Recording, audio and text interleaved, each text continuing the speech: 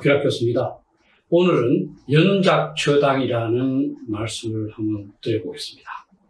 조선 말기에 주 일본 중국 대사관의 외교관으로 근무하던 황준원은 당시 조선이 아무런 외교정책 방향도 없이 표류하는 것이 너무나 안타깝다고 생각을 했습니다. 그래서 개인적 의견이라면서 사적으로 생각해보는 조선 책략, 즉 사의 조선 책략이라는 제목으로 조선이 선택해야 할 외교적 방향을 충고합니다. 당시 황준원이 제안한 외교적 책략의 방향은 너무나 단순합니다.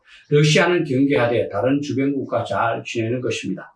친중국, 결일본, 연미국, 중국과 친하고 일본과 결속하며 미국과 연대함으로써 자강을 도모하는 것이었습니다. 그 책 속에서 당시 황준원은 세계가 어떻게 돌아가는지를 모르고 내부 분열만 일삼는 조선의 위정자들을 한탄하면서 그들의 상황의 인식을 연작처당에 비유했습니다. 연작처당이라는 말은 전국시대에 중국에서 사용되었습니다. 당시 지인나라가 조나라를 침공을 하자 조나라의 이웃국가들은 자신들의 안위와는 상관없다면서 사원 구경만 한다는 자세였습니다. 그때 위나라의 어느 재상은 임금에게 지인나라가 조나라를 정복하고 나면 바로 위나라를 공격할 것이라면서 구경할 것이 아니라 전쟁에 대비해야 된다고 건의했습니다. 그 재상이 당시 위나라의 위정자들의 상황 인식을 설명할 때 이 연작처당이라는 말을 사용했습니다. 즉 제비나 참새는 집 지붕에 둥지를 만들어 살고 있습니다. 그런데 그들이 기거하는 집이 불이 타서 마루와 춘자를 태우고 있지만 곧 그들의 둥지가 탈 것은 모른 채 지저귀고 놀고 있다는 겁니다.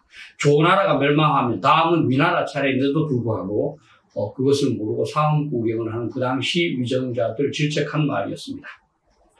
그 후 연작처당은 자신에게 위험이 닥쳤는데도 불구하고 그 위험이 닥친 사실 자체를 모르고 태어난 사람이나 조직을 설명할 때 사용하곤 합니다. 한국의 현 상황을 한번 보겠습니다. 너무너무 심각한 상황입니다.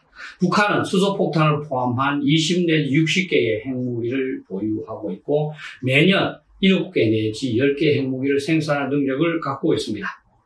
2018년 4월 27일 판문점에서 북한은 한반도의 완전한 비핵화에 합의했습니다. 그러나 1년 반 정도 지나면서 북한은 그것을 구현하기는커녕 자신의 핵무기 폐기를 약속한 것이 아니었다고 부정하고 있으며 핵무기와 미사일을 지속적으로 생산하고 있습니다.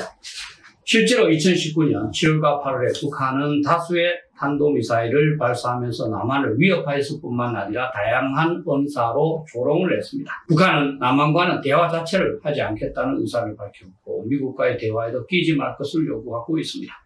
그런데 한국의 현 문재인 정부는 북한의 핵 위협에 대비하기는커녕 수십 년 동안 우박국이었던 일본과 무역 분쟁을 시작하였을 뿐만 아니라 급기야 지소미아, 즉 군사정보 보호협정을 파기함으로써 우방국 관계가 아니라는 사실을 공표하게 되었습니다.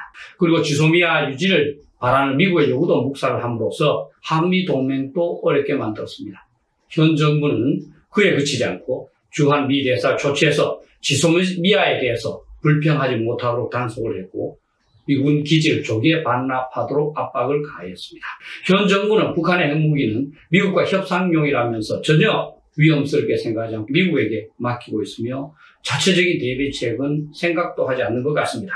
주변국 전문가들이 보기에 한국은 전 세계에서 안보가 가장 취약한 그런 나라입니다. 북한의 핵 위협에 무방비로 노출되어 있고 1950년에 시작된 한국 전쟁의 휴전 상태라서 언제 북한이 기습 공격할지 모르는 상황입니다. 그런데 한국 정부는 태연하게 북한의 핵 위협에 대해서도 전혀 대비하지 않고 자체적인 어떤 결속을 도모하지도 않으며 무엇보다 동맹과 우방을 계속하여 약화시키고 있습니다.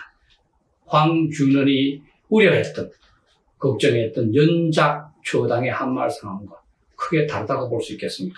한말에도 조선 책략이 선비들에게 소개되자 맹렬한 반대가 일어났습니다.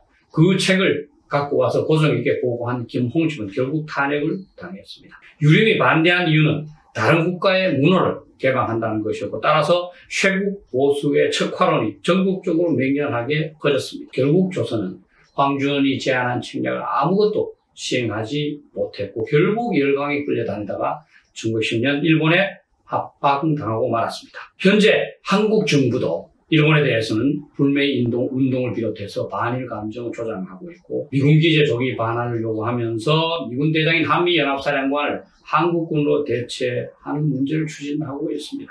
미국이 요구하는 방위 분담에 대해서는 적극적으로 반대하고 있고 따라서 한말의 축사운동과 같은 풍조가 한국 내에서 생성되고 있습니다.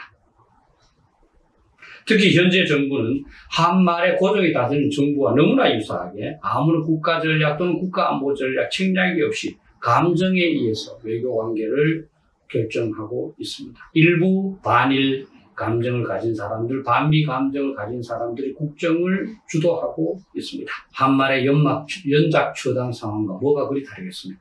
그래서 나이 든 사람들은 현 상황이 너무나 불안해서 걱정하면서 주말마다 태극기를 들고 광장에 나와서 구국을 외치고 있습니다. 그러나 정부는 이들의 의견을 전혀 수용하지 않고 있습니다. 연작처당과 많이 다르겠습니까? 제가 이전 유튜브에서도 말했듯이 평화를 원하거든 전쟁을 대비하라는 말은 서양에서 수천 년 동안 내려온 말입니다. 동양에서도 천하수환 망전 필위, 즉 나라가 비록 평안하더라 하더라도 전쟁을 잊으면 반드시 위태로워진다는 말이 내려오고 있습니다. 그 말이 그렇게 오랫동안 내려오고 있는 것은 그렇게 하지 않을 경우 나라를 상실할 수도 있기 때문입니다. 그러한 사례가 역사적으로 무수히 입증되었기 때문입니다. 한말의 조선은 연작처당이라는 충고를 듣고도 화만 내면서 전혀 대비를 하지 않았습니다. 그 결과 일본에게 나라를 빼앗겼습니다. 지금 또 연작처당을 반복하고 있는 것 같습니다. 아마 북한에게 나라를 빼앗긴 후 후회할지도 모르겠습니다. 너무나 섬뜩하지 않습니까? 감사합니다.